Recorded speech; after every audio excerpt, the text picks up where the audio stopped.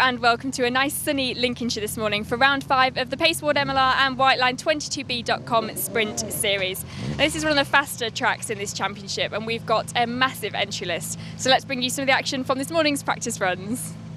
Round 5 of the Paceboard MLR and Whiteline 22B.com Sprint Series headed to Blyton Park, and with conditions dry it looked set to be a fast-paced event. A good entry of almost 60 crews were present this weekend, with good variety in all of the classes right through that entry.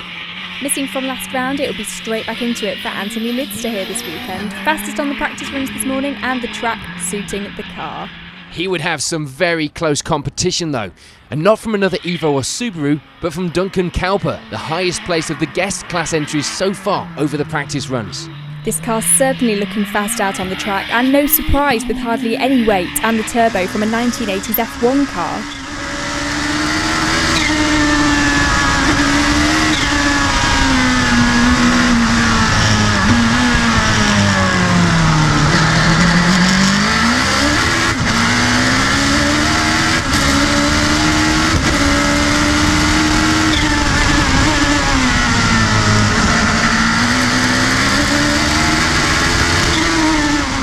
George Rigby would be fastest of the Subarus in practice, third fastest of the morning so far and leading the way in the S2 class.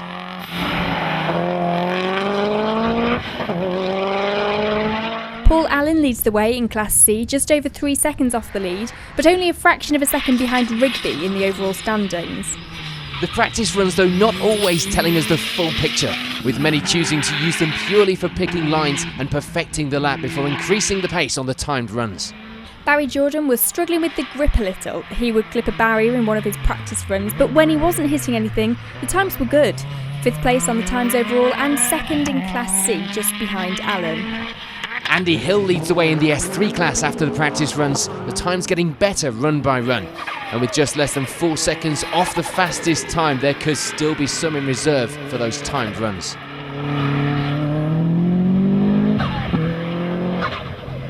Keith Bryan would be one of a handful of drivers tripping the noise limiter at the venue, which was frustrating, but it just meant the need for a silencer to be fitted and get the car under the limits allowed at the venue. Always frustrating when a noise limit is in place, but without them we wouldn't have these fantastic venues available to us. The silencer didn't seem to be doing much harm for Keith though, leading the way in Class B at this stage. Rob Atwood makes a good start to the day with 2nd in the S2 class, of course not the fastest time that he would be aiming for, but for now it was an ideal start. Dan Lewis wouldn't be too far behind on the times in the overall and class standings. 3rd of the S2 class runners, not going too badly considering the last minute prep to get the car finished the day before the event. Mike Riddle sets a time quick enough for 2nd in the S3 class this morning. Happy that there was still more pace to come once he was brave enough to brake a little later.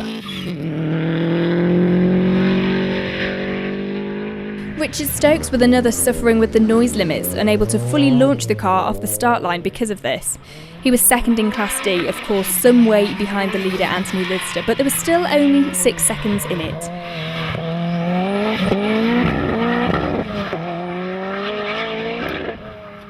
Mike Laws makes a good start, but not as good as last time out. For now it will be 3rd in Class C, but with this only his 2nd sprint, that was certainly a good start to the day. Nick Greenwood sets the early pace in Class A, double driving the car this weekend and getting some tips along the way. Clearly working, as he was of course the fastest of the pair at this stage. He will be double driving the car with GAVIN RENSHAW, previous winner of this series a few years ago, and back for a one-off outing, going well and lying 2nd place on the Class A times at this stage. The times were all very close around this part of the results, with Robert Jane taking his place 2nd in Class B at this stage, and one of 3 crews sharing an identical fastest time on the practice runs. Susie Wallace wouldn't be far behind them, in fact less than half a second. She rounds out the top of the Class A times with 3rd fastest too. Good times considering this was the first time out on the track in this car.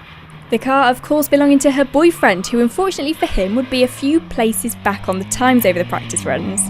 Mike Solon was certainly entertaining the spectators with the noise coming from his GT3 this weekend, and he was pedalling it well too, 2nd of the guest class entries on the times in practice. Lee Calthorpe was struggling with his launch being too loud, estimating he was around a second a run quicker with it. But not using it probably wasn't changing the class result. Third in S3 in the practice runs, just over a second behind second in the class. Robert Loftus was having a good morning in Class B. Third place on the times in that class, but really just looking to get the lines right and the time on the track before giving it his all in the timed runs. Tim Bedford rounds out the top of the guest class times, third place in that class in the Caterham, thankful of the dry conditions to keep the car pointing in the right direction. Although that wasn't the case on the second practice run, putting the car off into a field, but that could be put down to mechanical issues, not the weather. Darren Meddings was also having a bit of trouble with the grip in the practice runs, this small mistake coming on the first of this morning's runs. But being the first time here, it was excusable. He leads the time in the S1 class though. He wouldn't be the only one getting it a bit wrong this morning. Alex Bones gets it a little wrong and hits the barrier too. And although Clive Fulcher manages to avoid hitting anything, he does end up spinning onto the grass. Paul Hughes was keeping it neat and tidy for now. Lying second in the S1 class, it was the first time here and there were a few little issues with the car, but it was going well for now at least. George Sayer would be the only GTR class runner here this weekend, so there was no doubting the fastest time in that class. But for now, he was a little further down the overall times than he would have wanted to be. And for Dave Green, it will be third in the S1 class, not looking at the times in the practice runs, but happy with the feeling of the car and happy with the pace this morning. So with the practice runs complete, we're starting to see some good times throughout this entry. Anthony Lidster leads the way overall and in Class D, not forgetting the close battle already underway between himself and Duncan COWPER in that DAX rush. With only a handful of seconds separating many of the runners, it will be a good battle going into the competitive runs this afternoon. So Anne, do you want to tell us a little bit about your driving history? How long have you been driving? About 5 years. Started in 2008 doing track days and things, and then obviously moved into doing sprints in 2010. And how long have you been in the MLR? A member since in this sprint since 2010. And how have you? 5 years. Were you champion last year? Is that right? Yep, champion last year, and then I had second year before and second year before that. So finally managed to get title last year. The only way was up, right? Yeah. So how did you get into driving? Funnily enough, my wife bought me a track day, and I've always had cars, you know, road cars and things, performance type cars, and then my wife bought me a track day, so that's what sparked it all. So how long have you had the current car? Current car, I got that finished for season last year, so I've had it, you know, run it all last year. We're new, and then I had an older car and we swapped most of the parts from the old car onto this new one, changed onto a new shell. Do you want to tell me a little bit about it? Show me around. Well, basically it's an Evo 6. It's fully lightened. It's got a welding cage, carbon fibre roof. It's got this wide body on, so you can run wider wheels. Full sequential 6-speed gearbox with paddle shift on, so there's no gear stick. It's just you know, like a triggers basically on back at steering wheel. And do you prefer that to a gear stick? It's yeah. I mean, what it does is it helps to safeguard gearbox, because if it sees something it don't like, it won't let you shift. So you can't really go too fast down into gears. Whereas if it were manual, you could just basically crash it in. What kind of horsepower? When it's fully wound up, it's running about 750 horsepower. Is this your favourite car yet? It's took some hard work to get it to where it is, but you know, it's reliable.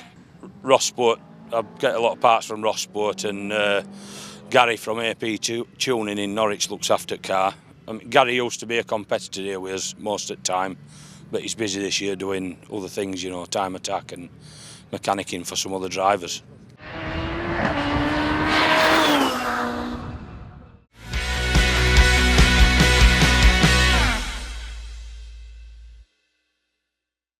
Well, that's it for the practice runs this morning. Some people getting really close to that 1 minute mark. So can they get less than a minute? Well, let's head out to the track and find out for the timed runs. On to the timed runs then, and we would see plenty of changes in the times from the practice runs, as we'd expected. With the times now counting for the results, it was time for the power to be turned up and hold nothing back. Sadly for some, that would end badly, with Julian Waller crashing the Evo out on the first competitive run of the day. And then for George Sayer to do the same later in the day in the GTR, a disappointing and expensive weekend for those two. In the guest class, it would be a third place finish for Adam Blacklock, with the loss of Tim Bedford in the Caterham. Mike Solon continues to guide the fantastic sounding Porsche GT3 around in second place, just over 7 seconds off the fastest time of the day so far. But taking the guest class win would be Duncan COWPER in that DAX rush. His fastest time coming on his third run of the day, and it was only fractions of a second off the fastest time overall. Duncan a little disappointed that the car wasn't quite running on full power. Throttle issues holding it back ever so slightly, and still plenty more boost to come from that F1 turbo. But with no more runs left, the fight would have to be put on hold until another day.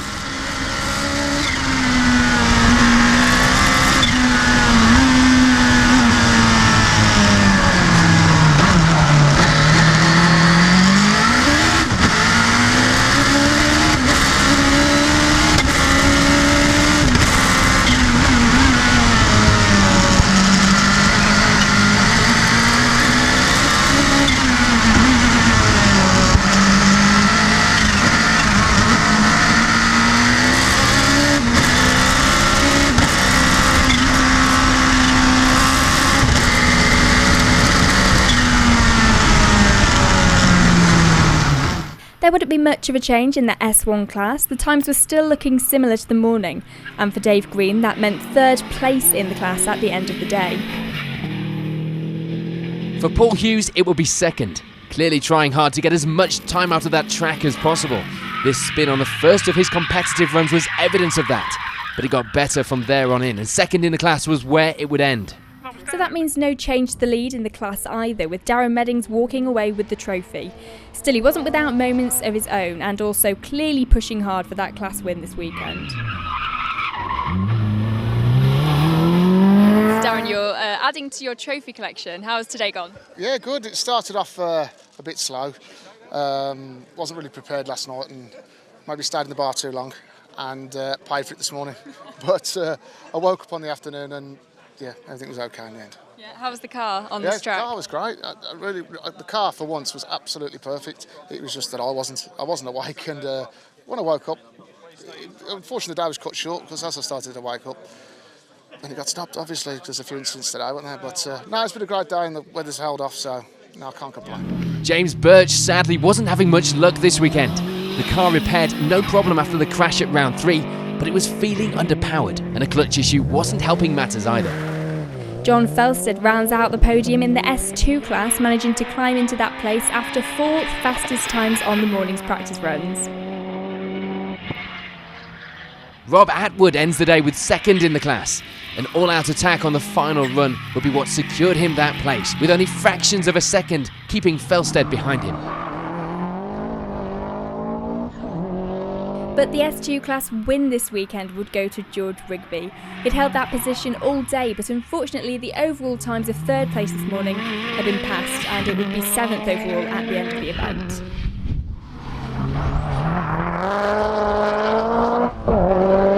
So class win for you here today. Obviously you've had a good one. What was your best run?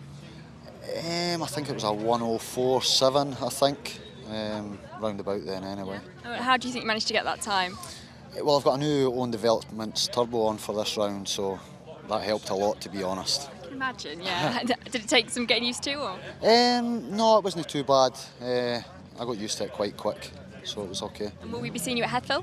You'll see me at Heathville and the last round as well. So you might be able to add to your trophy collection? I hope so, yeah. With a bit of luck. If Matthew Baker was having any luck this weekend, then it was bad luck. He would eventually manage 4th in the S3 class, but after not starting or not finishing 4 out of the 6 timed runs. Change on the podium in the class, with Mike Riddle unfortunately dropping down the times a little in the competitive runs, ending the event with 3rd in the class. And it would be the same story for Andy Hill, losing his fastest time in the class from this morning and ending the event with second place.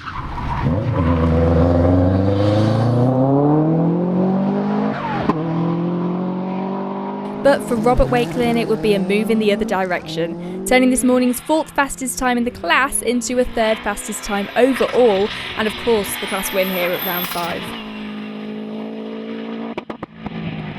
On to the Evos then, and the battle for Class A couldn't have been much closer. Jamie Hollett actually coming out with an identical time to Alex Bones at the end of the day. And with the tiebreak unable to be decided, it would be joint 3rd place for the pair. After leading the times in the class this morning, it would have to be 2nd for Nick Greenwood, picking up a few tips from his passenger along the way. It was unfortunate that his passenger was in fact the one who beat him. Gavin Renshaw, previous champion in the series, able to set a time around a second quicker and grabbing himself the class victory this weekend. So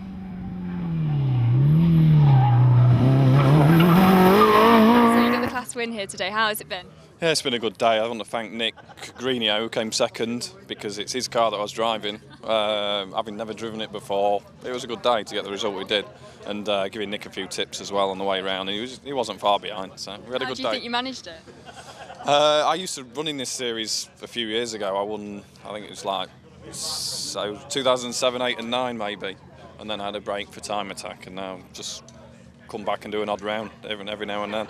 So do you think winning today maybe might pull you back in for a few more rounds? I'd like to, but other things I have to commit to first. So, but it's a good day, and I want to thank Nick again for letting me thrash his car around.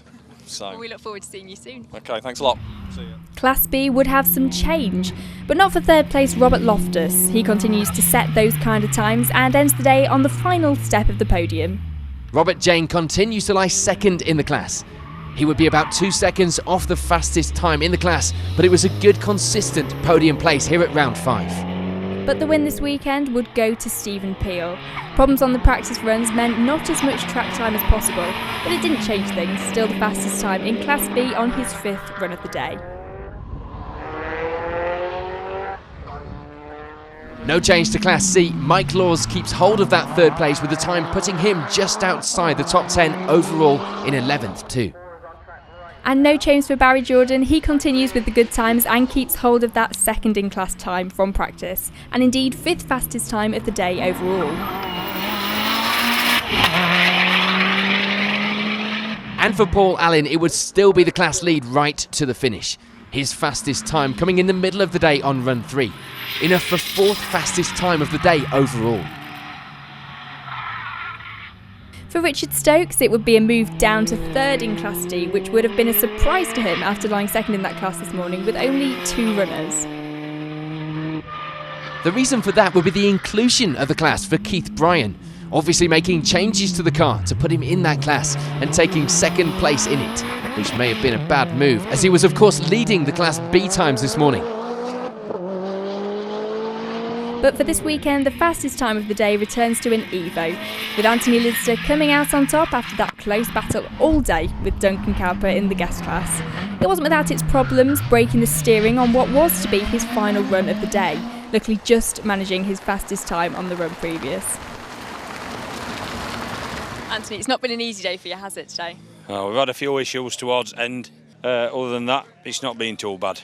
Me steering belt's come off, so I got no steering second to last run, so that's ended my day short, but luckily I've got me quick runs in. You were fighting with Duncan all day, weren't you? Yeah, it's a fairly rapid thing, that. So yeah, we've had a good day though, just that small issue, but it was a good clean battle, toing and froing every time. I must admit, I'm slightly disappointed that you didn't get under a minute. Me as well. I'd left myself 2 runs in final to do it, but obviously it got caught short, but yeah, not too bad. Maybe next year.